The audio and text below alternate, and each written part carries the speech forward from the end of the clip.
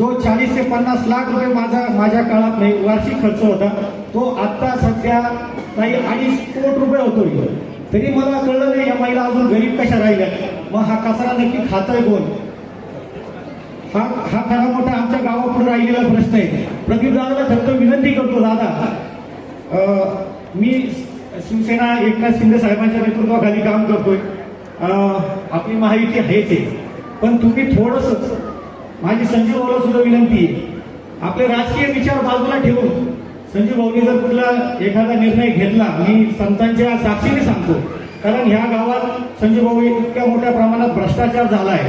आता मगाशी वसंतराव वानखेडेंनी सांगितलं का त्या महिलांना गार्डनसाठी उठवलं, गार्डनसाठी नाही उठवलं, फक्त एका बिल्डरला 30 कोटी रुपयाचा भूखंड म्हणजे काही अधिकचा FSI मिळवून देण्यासाठी या गोरगरिबांच्या झोपडीवर यांनी नांगर फिरवला आहे. आणि ह्या अशा धनदांडग्या लोकांना मी एकटा पुरे पडणार नाही ना संजय भाऊ पुरे पडणार आहे. तर भविष्याची मला वाटतं संजय भाऊच्या वाढदिवसानिमित्त माझी संजय भाऊला सुद्धा विनंती, थोडेसे आपले राजकीय युती तर आहेच, पण जर आपण एकत्र आलो संजय भाऊ तर या गावाला काहीतरी वेगळी दिशा देऊ शकतो.